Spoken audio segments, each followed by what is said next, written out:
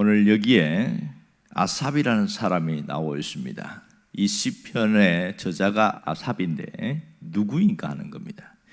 이 아삽은 레위의 성가대장입니다. 그러니까 하나님의 전에서 찬양을 담당했던 자가 아삽인데요.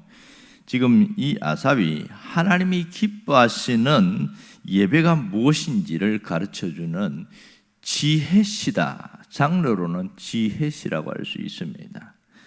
그러면 오늘 이 50편의 주제가 뭐냐면 제사의식과 윤리의식에 대해서, 윤리 문제에 대해서 다루고 있습니다. 그러니까 제사의 근본 정신이 무엇인가를 이 시편 전체에서 이야기하고 있고, 또 윤리성이 배제된 신앙이 어떤 것인가, 그것을 직접 말하고 있습니다. 쉽게 말하면 의식적인 종교가 아니라 생활의 종교를 강조하고 있다는 것을 오늘 우리가 알 수 있습니다. 오늘 특별히 22절에 보면 이렇게 말합니다. 하나님을 잊어버린 너희여 이제 생각하라. 이제 이를 생각하라. 이렇게 말합니다. 자, 여기서 이들에게 무엇을 생각을 하라는 것인가, 이걸 한번 생각해 봅시다. 이제라는 이 단어를 보면 지금까지 생각하지 않고 살아왔던 것이 있는데 그것을 잘 생각해 보라, 이런 의미가 되겠어요. 자, 여기서 이제 생각해야 할 것이 무엇이며 또 이제 생각해야 하라고 하는 그 대상이 누구냐 하는 겁니다. 누구에게 하는 말인가? 오늘 22절 앞에 보면 그 대상이 나와 있는데 하나님을 잊어버린 사람이라고 합니다. 하나님을 잊어버린 사람. 자, 여기에 보면 하나님을 잊어버린 이스라엘 백성들이 참 많이 있었다는 것을 알 수 있습니다. 그런데요, 하나님을 잊어버리는데 예배하러 올라오고 있어요. 예배하러 올라온 그 자들의 모습을 가만히 보니까 그 모양은 하나님을 섬기는 것처럼 보이는데 실상 그 모습이 하나님 없는 의식적인 그런 부분만 남아있더라. 그것을 지적하고 있는 것이죠. 그러니까 여기서 하나님을 잊었다는 것의 의미를 잘 생각하라는 겁니다. 하나님을 잊었다는 게 무슨 뜻일까요? 하나님을 안 섬긴다는 그런 말이 아닙니다. 여기는 하나님을 의식하지 않고 살아온 그들의 모습을 이야기하고 있습니다. 하나님을 의식하는 삶이 이것이 진짜 신앙인데 그들은 아무렇게나 말하고 아무렇게나 행동하고 이건 하나님을 의식하지 않는 모습이다, 그렇게 봤던 거죠. 또 하나는 예배의 태도가 올바르지 못하다는 겁니다. 아삽이 가만히 보니까 예배의 태도는 신앙의 태도인데 이게 올바르지 못해요. 이것이 하나님을 잃어버린 자의 모습이더라, 이렇게 봤던 거죠.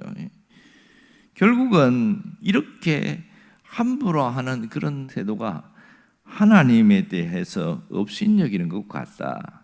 이 아삽은 그걸 본 거예요. 그들은 결국은 형식과 껍데기만 남은 신앙생활을 하고 있더라. 아삽이 본 게 이겁니다. 결국 하나님을 잊은 자에게 오늘 22절 말씀 보면 경고를 하고 있습니다. 너희를 찢으리니 건질 자가 없을 것이다. 이 말은 하나님을 잊어버리고 그렇게 살아가면 대적들이 와서 찢어버릴 때에 하나님이 그냥 내버려 두겠다, 이런 경고죠. 무서운 거죠. 우리가 하나님의 도우심 없이 살아간다면 인생이 얼마나 불행해지겠어요? 얼마나 고통 속에 있겠어요? 하나님의 보이지 않는 손길이 있었기 때문에 무사히 살아올 수 있는 거죠. 그런데 하나님이 손을 놔버리면 어떻게 될까요? 우리를 찢을 수 있는 어떤 대상이나 어떤 환경들이 얼마나 많은지 모릅니다. 그런 것을 하나님이 피하게 하시고 이기게 하셨기에 여기까지 오셨다는 것을 우리가 잘 생각할 수 있습니다. 여러분, 하나님이 손을 대시면 누구도 우리를 찢을 수 없다는 것을 잘 기억해야 됩니다. 오늘 여기서 하나님을 생각해야 된다, 이 말은 하나님을 회복하라, 이런 뜻이 되겠습니다. 그러니까 이 하나님을 회복하는 것이 뭐냐? 오늘 23절에서 그 회복하는 그 방법을 이야기를 하고 있습니다. 그것이 뭐냐면 한번 봅시다. 23절에 감사로 제사를 드리는 자가 나를 영화롭게 하리니, 이렇게 말합니다. 하나님을 회복하는 그 증거가 감사로 제사를 드린다.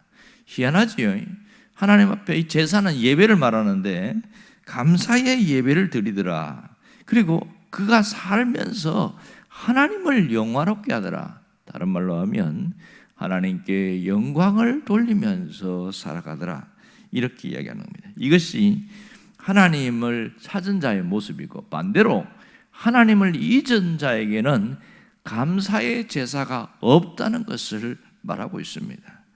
감사의 제사, 감사의 예배가 없다는 것은 그의 삶 속에 감사가 없다, 이것이 하나님을 잊은 자의 모습이더라, 그 얘기를 합니다. 그러므로 감사의 제사를 회복하는 사람들은 하나님의 구원을 보여주시겠다, 그 약속을 하고 있습니다. 자, 여기서 하나님의 구원이 뭡니까? 천국 간다는 그런 얘기가 아닙니다. 여기서 하나님의 구원은 하나님의 보이지 않는 손길, 문제 해결에 앞장서서 일하시는 것을 보게 될 것이다, 신앙적으로 체험하게 될 것이다, 그 얘기를 하고 있는 것이죠. 우리가 하나님을 잘 섬긴다고 생각하고 있습니다. 나름 그렇게 생각해요. 그렇다면 혹시 하나님을 잊은 자의 삶의 모습은 우리에게 없는가? 이걸 한번 점검해 봐야 됩니다. 우리가 불신자처럼 그렇게 살아가지는 않습니다. 그렇지만 하나님을 잊은 자의 모습에는 입술에서부터 벌써 나타나기 시작해요. 그리고 마음과 얼굴 표정부터 달라지기 시작해요. 어떤 모습일까요? 우리가 잘 아는 대로 감사가 내 입에서 완전히 사라지고 자꾸만 짜증과 불평과 원망이 툭툭 튀어오르는 거예요. 모든 것이 짜증스럽고 불평거리밖에 안 보이고, 그리고 불평을 해요. 이게 하나님을 잊은 자의 한 부분의 모습입니다. 전체가 아니라 어느 한 부분에서 하나님을 잊은 자의 모습들이 우리에게 있더라는 거예요. 그 부분을 직시해야 됩니다.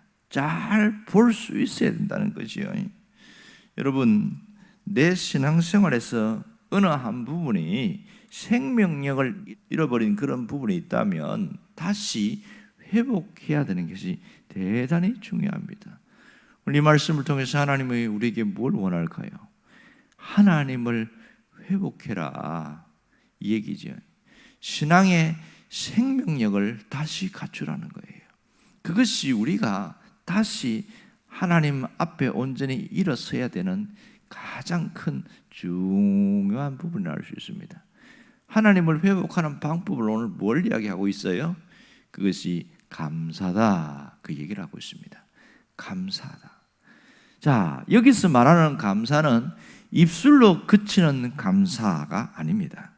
피상적으로 하는 감사가 아니에요. 여기서는 지난 날을 회상하면서 감사의 이유를 찾아서 하는 감사를 말하고 있습니다. 감사는 찾아야 됩니다. 내가 생각하고 찾을 때, 이것도 감사하는구나, 이렇게 느껴지게 되어집니다. 구체적인 감사는 거기서 나옵니다.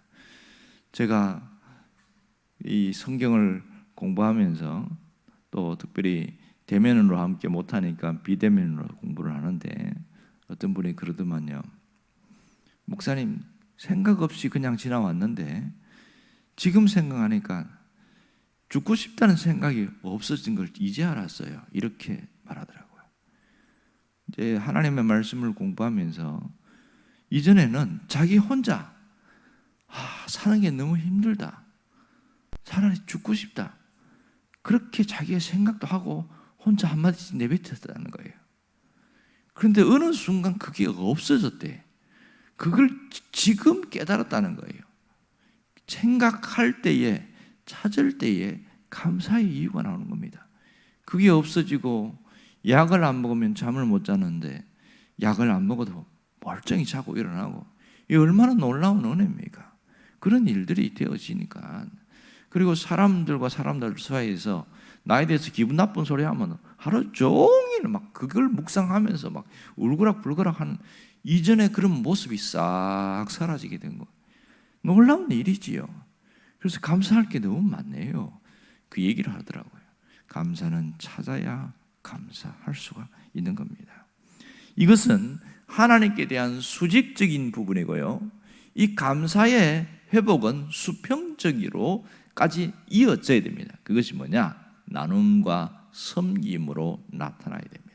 감사는 우리는 수직적으로 하나님께만 하면 끝난다고 생각하는데, 그러면 생활이 안 되는 거예요.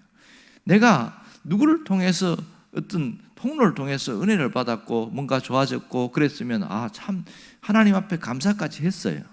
그렇다면 수평적으로 어떤 그 사람이나 그 어떤 대상에게 직접 감사를 표현하든지, 그게 아니면 나누고 베풀고 섬기는 모습이 이게 감사 생활이다, 이 얘기를 하고 있는 거예요. 아삽이 본 것은 그들은 수직적인 면에서 어느 부분은 조금 하는 것 같은데 생활이 엉망인 거예요. 이것은 의식만 있지 진정한 하나님 앞에 신앙의 모습이 아니다, 그걸 본 겁니다. 혹시 우리에게도 이런 면이 있는지 한번 돌아보라는 것이죠. 놀라운 것은 감사의 제사를 드리는 자에게 하나님이 건지신다는 겁니다. 14절을 보시면 이렇게 나옵니다. 14절에 감사로 하나님께 제사를 드리며 지존자이신 이에게 내 서원을 갚으며 환난 날에 나를 부르라. 내가 너를 건지리니 네가 나를 영화롭게 하리라. 굉장히 은혜가 되는 말씀이지요. 감사의 제사, 다시 말해서 감사의 예배죠.